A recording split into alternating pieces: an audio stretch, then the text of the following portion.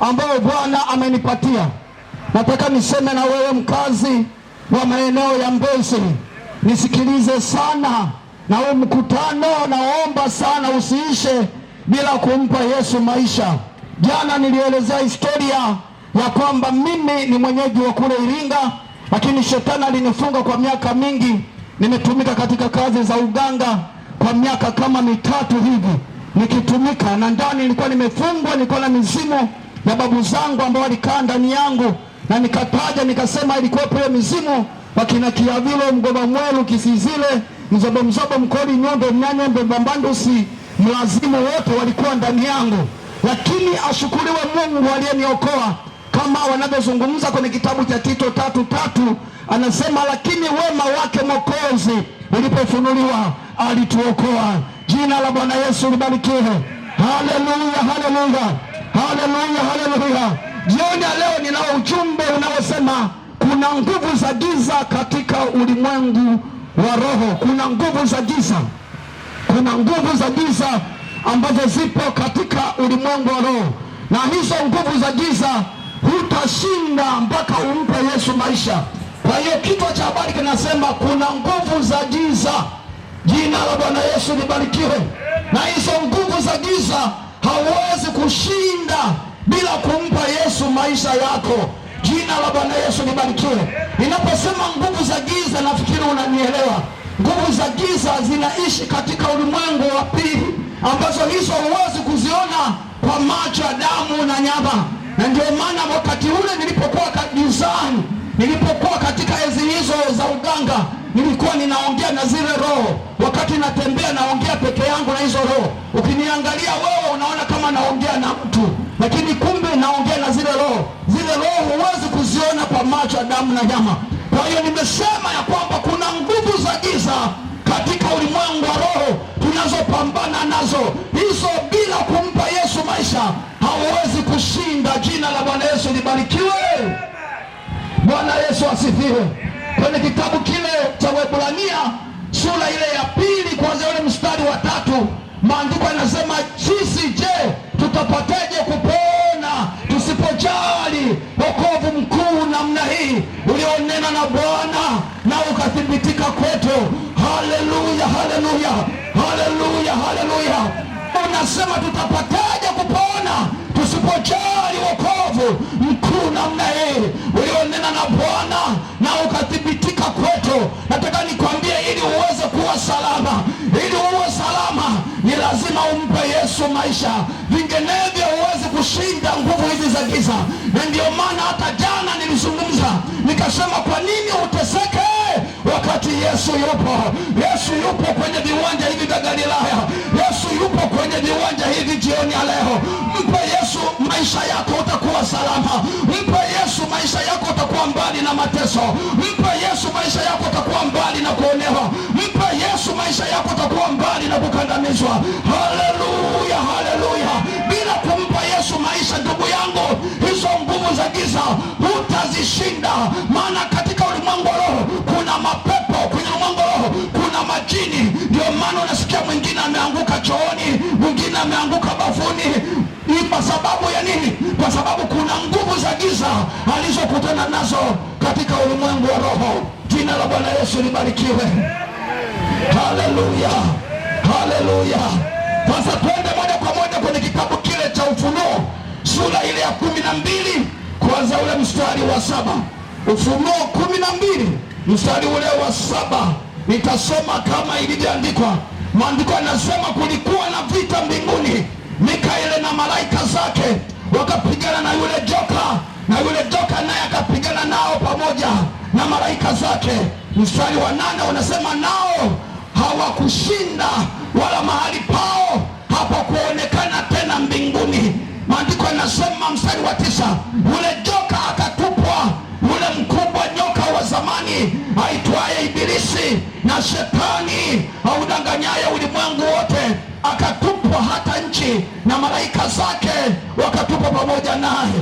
Mstari ule wa 10 unasema nikasikia sauti kuu mbinguni ikisema, sasa kumekuwa wokovu na nguvu na ufalme wa Mungu wetu na mamlaka ya Kristo wake, kwa maana ametupwa chini ule mshitaki wa ndugu zetu, yeye washitakie mbele za Mungu wetu mchana na usiku.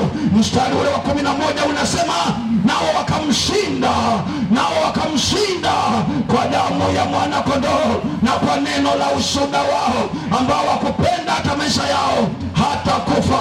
Mstari ule wa 12 unasema, kwa hiyo shangilieni enyi mbingu nanyi mkao humo, ole wa nchi na bahari, kwa maana yule ibilisi ameshuka kwenu mwenye ghadhabu nyingi, akijua ya kuwa wakati wake ni mchache tu.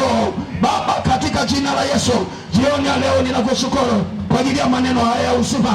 Naomba Bwana unitumie kama chombo chako, ninaomba katika jina la Yesu, na watu wote tuseme amen.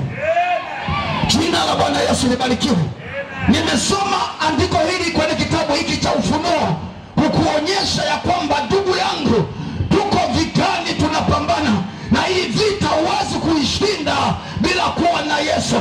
Hii vita huwezi kuishinda bila kumpa Yesu maisha yako. Maandiko yanasema kulikuwa na vita mbinguni kati ya Mikaeli pamoja na malaika zake, pamoja na yule joka wa zamani yule aitwaye Ibilisi, akapambana na jeshi la malaika Mikaeli. Maandiko yanasema huyu shetani hata mahali pake hapakuonekana, akatupwa huku duniani. Jina la Bwana Yesu libarikiwe. Jina la Bwana Yesu libarikiwe. Maandiko yanasema kama nilivyosoma ya kwamba baada ya shetani kutupwa huku duniani, Biblia inasema kule mbinguni wakashangilia, wakasema sasa wokovu umepatikana. Lakini maandiko yanasema ole wa nchi na bahari, maana yule mshitaki wa ndugu zetu awashitakie watu usiku na mchana, ametupwa huko duniani. Haleluya, haleluya, haleluya. Maandiko yanasema yule audanganyaye ulimwengu. Biblia tunapoisoma maanake ni nini? Kwamba shetani yuko huko duniani, shetani yuko huko duniani, shetani ametupwa huko duniani, na maandiko yanasema ndiye udanganyaye ulimwengu. Shetani ndiye anayewadanganya watu, shetani ndiye anayewadanganya watu waendelee kuwa wachawi, shetani anawadanganya watu waendelee kuwa washirikina, shetani anawadanganya watu waendelee kuwa wachawi. Haleluya, haleluya, haleluya. Jioni ya leo nimekuja kukufumbua macho, usiendelee kumtumikia huyu shetani. Shetani yuko huko duniani, ndiye udanganyaye ulimwengu. Haleluya. Na ukitaka kujua shetani yuko huko duniani anawadanganya watu, wewe angalia tu wadada. Sasa hivi wadada wameharibika, wanapenda dunia. Ukiwaangalia unashangaa, wamevaa visuruali hivyo, ukiviona ni kama muhogo. Yani hata jioni unafikiria ya kwamba hivi jioni ikifika hako kasuruali anakavuaje? Yani lazima muite mdogo wake akavute ili kaweze kutoka, na yeye akakavaa hako kasuruali kama muhogo, akitembea hivi tena naona ndio amekuja mjini. Kumbe asijue kwamba shetani ni baba la uongo, shetani ni mdanganyifu, amedanganya mabinti wengi, wameharibika. Jioni ya leo nataka nikwambie, uko uzima kwa Yesu, uko uzima kwa Yesu, uko uzima kwa Yesu. Atabadilisha maisha yako. Shetani yuko huko duniani anawadanganya watu, na sio wasichana tu, sio wadada tu, hata vijana anawadanganya. Unashangaa kijana amevaa naika kasuruali na kwa anakashusha mpaka hapa. Yani huyo ni shetani, ndio anajidai amekuja mjini. Yani shetani ni baba la uongo, yuko huko duniani. Maandiko yanasema ametupwa huku duniani. Ule mdanganyifu, mshitaki wa ndugu zetu, naye ana hasira nyingi, akijua ya kwamba wakati wake ni mchache, yuko huko duniani. Maandiko yanasema katika Waebrania sura ya 2 mstari wa 3, tutapoteje kupona tusipojali wokovu mkuu namna hii, mkuu namna hii. Haleluya, haleluya. Mpe Yesu maisha yako. Maandiko yanasema shetani ni mshitaki, Na ukitaka kujua shetani ni mshitaki, alimshitaki Ayubu. Ukisoma sura ya kwanza, sura ya pili, utamwona Ayubu alikuwa ni mcha Mungu. Ayubu alikuwa ni mtu mwenye haki. Ayubu alikuwa amejawa hofu ya Mungu. Lakini siku moja alipokuwa anajihudhurisha saa 9 mbele za Bwana, na shetani naye akawa pale na Mungu alikuwa pale, Mungu akamuuliza shetani, unatoka wapi wewe shetani?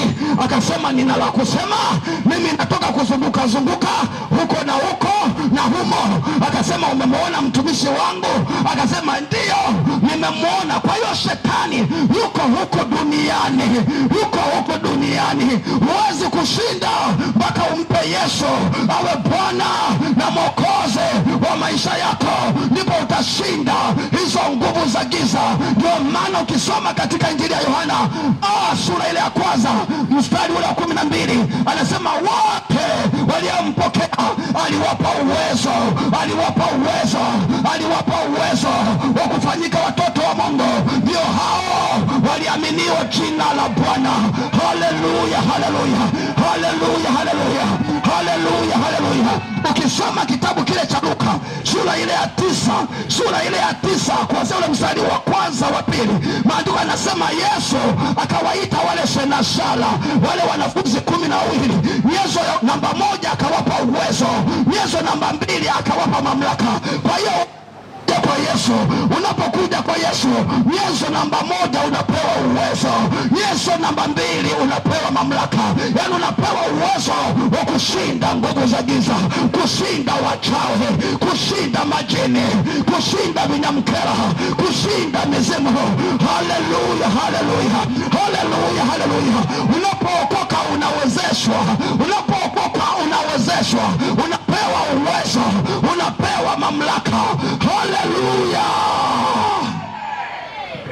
haleluya, haleluya. Ninyi mnafahamu kwenye kitabu cha Luka 9 kuanzia ule mstari wa kwanza na wa pili, unafahamu kilichotokea.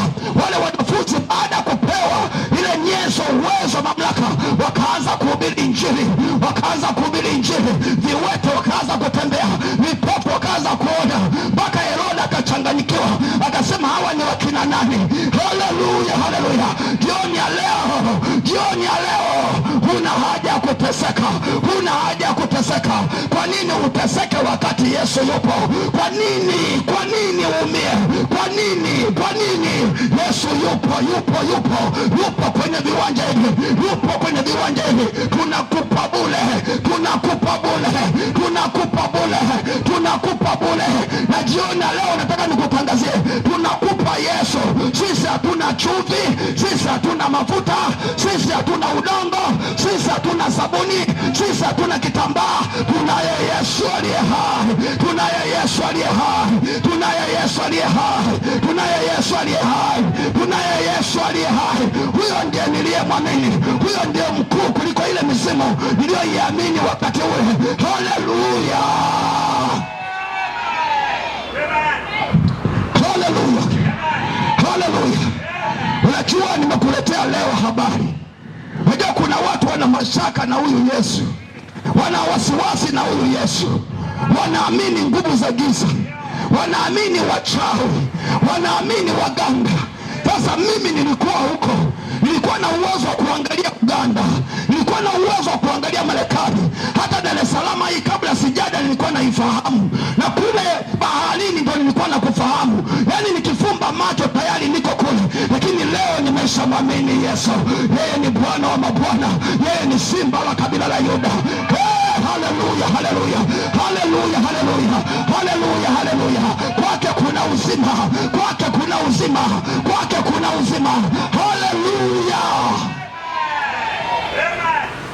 Kuna nguvu za giza na uwezo kushinda bila Yesu. Kwenye kitabu kile cha Waefeso sura ile ya 6 mstari ule wa 10, Waefeso 6 mstari ule wa 10, maandiko yanasema hivi, hatimaye mzidi kuwa hodari katika uweza wa nguvu zake, vaeni silaha zote za Mungu mpate kuzipinga hila za shetani. Narudia tena, maandiko yanasema hatimaye hamzidi kuwa hodari katika uweza wa nguvu zake. Nguvu zake, nguvu za nani? Maana za Yesu, sisi tunamtegemea Yesu. Na kwenye Ufunuo sura 12 mstari ule wa 7 maandiko yanasema nao wakamshinda kwa damu ya mwana kondoo, kwa damu ya mwana kondoo wakamshinda yule shetani, yule joka wa zamani, kwa damu ya mwana kondoo na maisha yao matakatifu walioyaishi. Nasi tunashinda kupitia Yesu Kristo. Haleluya, haleluya, haleluya, haleluya, haleluya, haleluya. Kwa Yesu atulogeke, kwa Yesu tunanenepa, kwa Yesu atulogeke, kwa Yesu tunanenepa. Haleluya. Hatimaye mzidi kuwa hodari katika uweza wa nguvu zake. Vaeni silaha zote za Mungu mpate kuweza kuzipinga hila za shetani, maana kushindana kwetu sisi si juu ya damu na nyama, bali juu ya falme, juu ya falme, juu ya falme, juu ya nguvu za giza, juu ya jeshi la pepo wabaya. Maanake kwenye ulimwengu wa roho kuna nguvu za giza, kwenye ulimwengu wa roho kuna falme, kwenye ulimwengu wa roho kuna mapepo yanayofanya kazi masaa yote, yani masaa yote hawalali. Sasa utapataje kupona usipojali wokovu mkuu namna hii? Hatuna hata mahali pa kukanyaga, hatuna mahali hata pa kukanyaga. Maandiko yanasema mpingeni shetani naye atawakimbia. Utapinga kwa jina la nani? Haleluya. Tunalo jina la Yesu, tunalo jina la Yesu, tunalo jina la Yesu. Hilo jina ni kiboko, hilo jina ni dawa tosha, hilo jina sio la kawaida. Unapotaja jina la Yesu, nataka nikwambie kuzimu wanatetemeka. Unapotaja jina la Yesu, yani tangia tuanze mkutano huu, unapotaja jina la Yesu, mashetani hayanywi damu tena, mashetani hayanywi damu tena. Tangia tulipoanza mkutano huu, sio mkutano huu tu, yani tangia kanisa hili lilipokuja hapa, yani wachawi wamefyata mkia, majini yamehama, yani tunguli zimepasuka. Kwa hiyo kazi huku imekwisha. Haleluya, haleluya, haleluya, haleluya, haleluya, haleluya, haleluya, haleluya, haleluya, haleluya. Kuna nguvu za giza. Sasa utashindaje? Kuna wakuu wa anga, kuna pepo wabaya wanaokaa ardhini, kama unavyoona majeshi ya ardhini, na shetani naye anayo majeshi ya ardhini. Yani wachawi wao wanapita chini kwa chini, yani kuna njia huko chini. Halafu kuna majeshi ya angani, majeshi ya angani nao wachawi wana majeshi ya angani, yani wana majeshi ya majini. Kwa hiyo mashetani yapo kila mahali. Utapataje kupona usipojali wokovu mkuu namna hii? Jioni ya leo nimekuletea habari za matumaini kwamba kwa Yesu kunalipa, kwa Yesu kunalipa, kwa Yesu kunalipa, kwa Yesu kunalipa, kwa Yesu kunalipa, kunalipa kwa Yesu. Mimi tangia nimpe Yesu, ninatesa na Yesu, ninatesa na Yesu, ninatesa na Yesu. Magonjwa yamekuwa baibai, siteseki tena. Niliumwa sana, shetani alinitesa sana, lakini kwisha habari kama ilivyozungumzwa kwenye Petro ile wa kwanza mstari ule wa 22.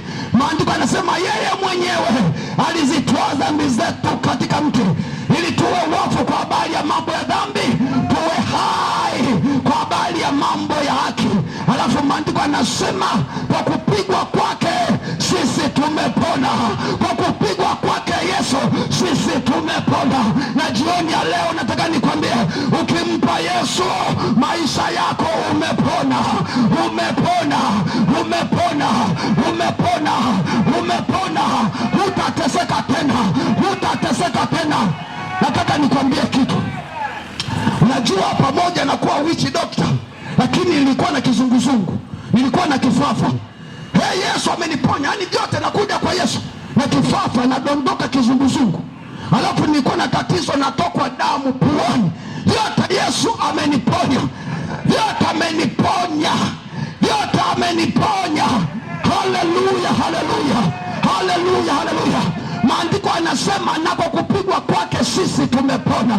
Ukisoma kwenye Isaya sura ile 53 sura ile 53, Isaya 53 kuanzia ule mstari wa 4, maandiko yanasema hakika ameyachukua masikitiko yetu, amejitwika huzuni zetu, amejitwika huzuni zetu.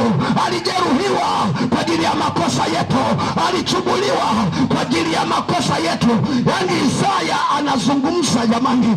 Isaya anasema ni nani aliyesadiki habari hizi tulizozileta, na mkono wa Bwana amefunuliwa nani? Kwa kuwa yeye alikuwa ana umbo zuri hata uweza kumtazama.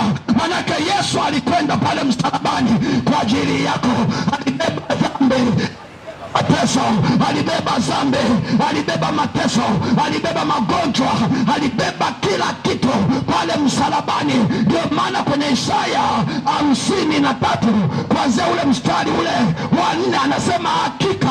Yani neno hakika manake ni ukweli, ni ukweli. Hakika ameyachukua masikitiko yetu. Ukiokoka huna haja ya kutembea unasikitika.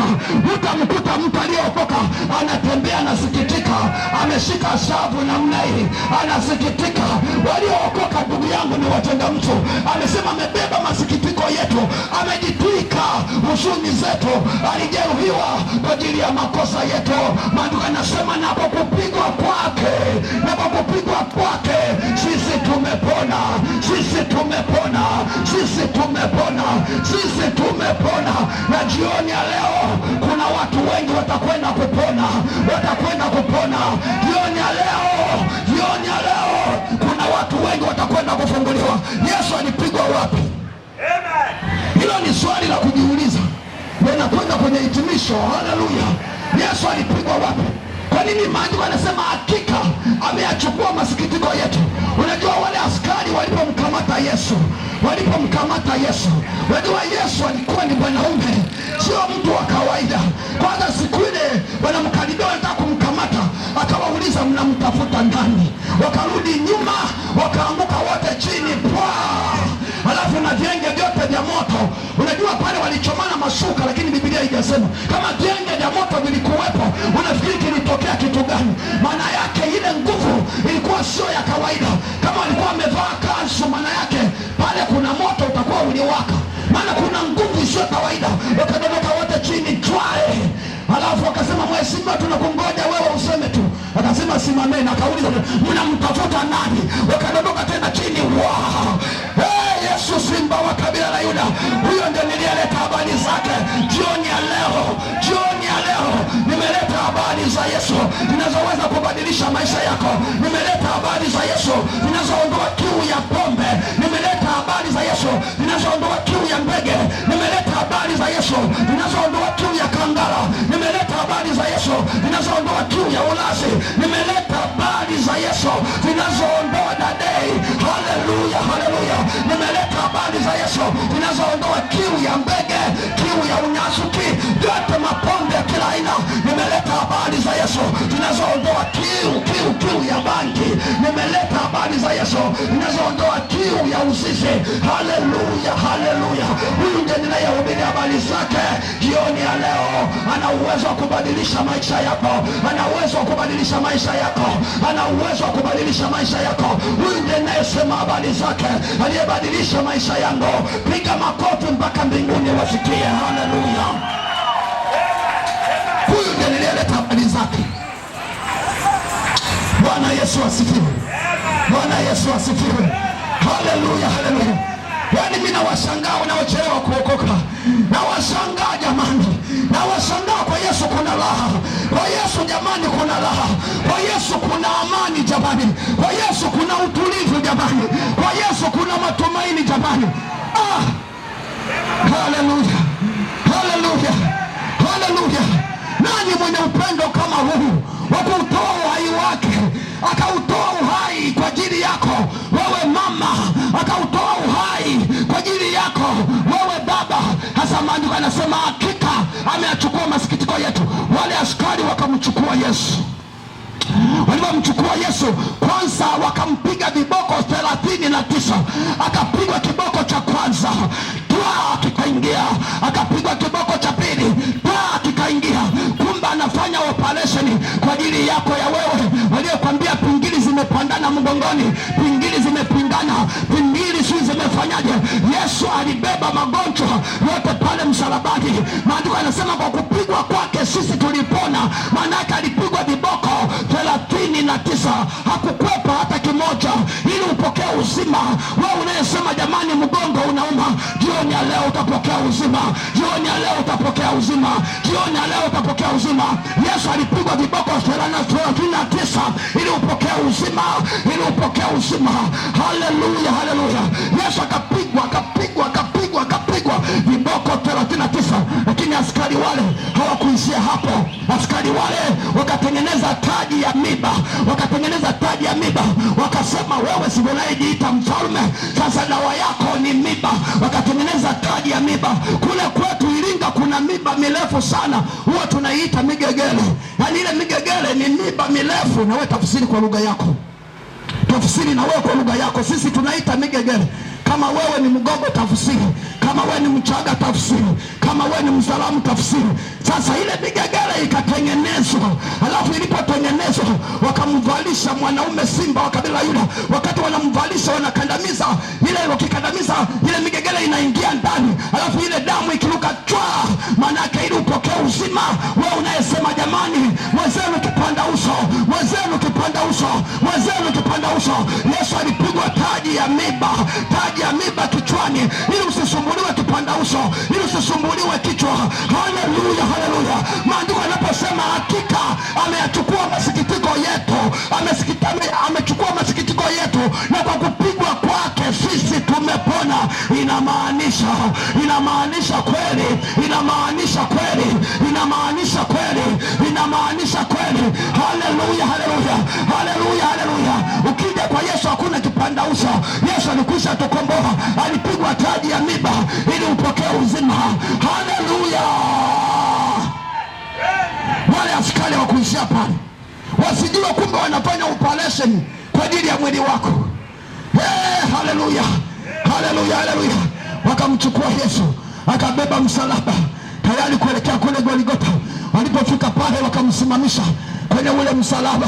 Walipomsimamisha wakasema sasa, kabla hawajamsimamisha wakamlaza pale msalabani, wakagonga msumari mkono wa kulia. Na ile misumari sio ya sasa hivi inchi 3, ile misumari ilikuwa ni mirefu. Wakapiga nundonga, alafu damu zikaruka mkono wa kulia. Wewe unayesema jamani mkono wa kulia umepooza, mkono wa kulia umepoa, mkono wa kulia si umekuwaje? Yesu alikwisha kulipa gharama, alikwisha kulipa gharama, alikwisha kulipa gharama, alilipa gharama pale msalabani. Na nimewaombea wengi, watu wengi waliopooza mikono wamepokea uzima. Haleluya, haleluya. Wakachukua mkono wa kushoto wakagonga msumari, damu zikaruka paa. Wewe unayesema jamani mikono yangu mkono wa kushoto umepooza, Yesu alikwisha kulipa gharama, Yesu alikwisha kulipa gharama, Yesu alikwisha kulipa gharama. Mshangilie Bwana kwa makofi, mshangilie Bwana kwa makofi. Haleluya, haleluya. Wale askari wakuishia pale, kumbe wanafanya operation. Soma vizuri ile Isaya 53, ni hakika amechukua masikitiko yetu, kwa kupigwa kwake sisi tumepona. Hiyo ndio kujiangalia na wewe umeokoka, umepona kweli.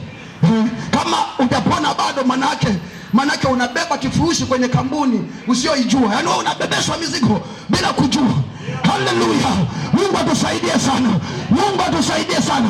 Wale askari wa kuishia hapo wakachukua mguu wa kulia wakapiga msumari maana ulianza inawezekana wa kulia, kama ni wa kushoto mimi sijui, lakini maandiko hayajasema. Lakini walipiga msumari, mguu wa kulia ukaingia wewe unayesema jamani mguu wangu wa kulia jamani umepooza, si mguu wa kushoto umepooza.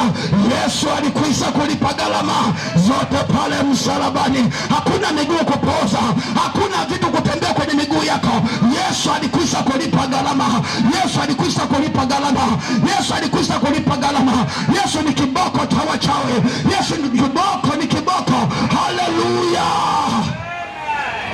Wale askari wakamuinua mwanaume simba wa kabila la Yuda, na yale majambazi matatu ya mawili yale yakainuliwa, lingine kulia lingine kushoto. Alafu unajua unapozikwa kaburini, wale wanaoondoka mapema usifikiri wote wanaenda mbinguni. Pale kuna misalaba mitatu pale. Inawezekana kuna mwizi wa saa ya mwisho anatubu, na kuna mwizi ambaye amekataa kutubu, na kuna msalaba ule wa katikati wa Mwokozi.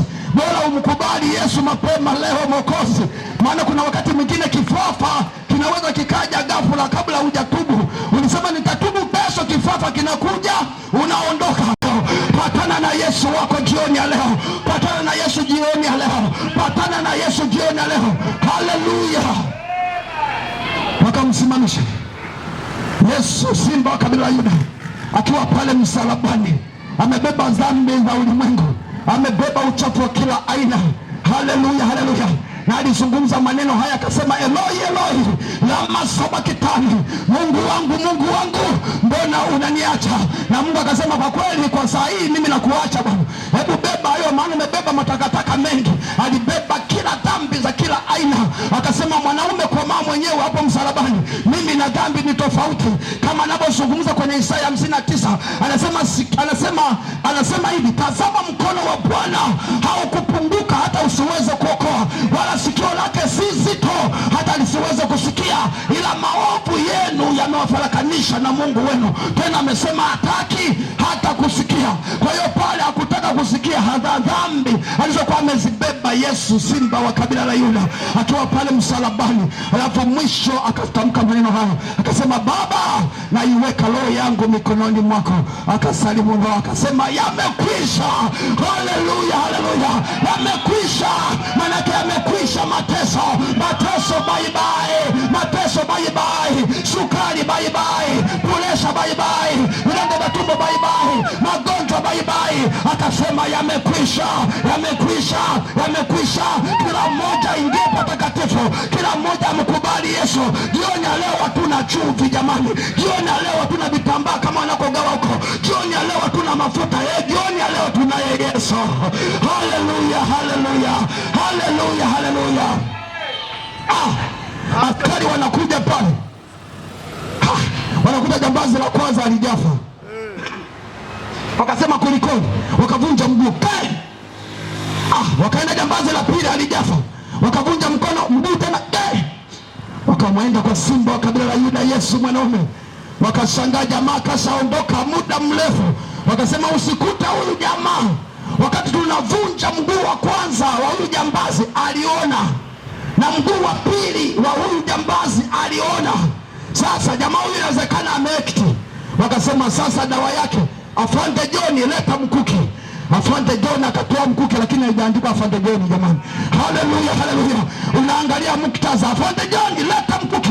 Wakachoma mkuki ubavuni, Biblia inasema damu na maji vikatoka ili upokee uzima. Wewe unayesema jamani, mwezenu mbavu, jamani, mwezenu mbavu, jamani, mwezenu mbavu, Yesu alichoma mkuki ubavuni, damu na maji vikatoka ili upokee uzima, ili upokee uzima, ili upokee uzima. Haleluya, haleluya! Nishangilie Bwana, yupo kwenye viwanja hivi. Huna haja kuteseka tena, huna haja kuteseka tena. Jioni ya leo yako majibu kwenye viwanja hivi. Haleluya! Unangoja nini? Unasubiri nini? Haleluya, haleluya! Sisi tumeleta habari njema, habari za Yesu zinazoweza kubadilisha. Sijaleta dini, sijaleta dhehebu, nimeleta wokovu. Yesu alileta wokovu, Yesu alileta wokovu, Yesu alileta wokovu. Na kuokoka ni kubadilika, kuokoka ni kugeuka, kuokoka ni kusalimika. Haleluya, haleluya! Jioni ya leo ambaye uko tayari, kama maandiko yanavyosema kwenye Injili ya Mathayo 11:28, njooni kwangu ninyi nyote msumbukao na wenye kulemewa na mizigo, anasema nami nitawapumzisha, nitawapumzisha. Jioni ya leo Yesu yupo kwenye viwanja hivi. Naomba simama kwa miguu yako, wewe ambaye uko tayari, naamini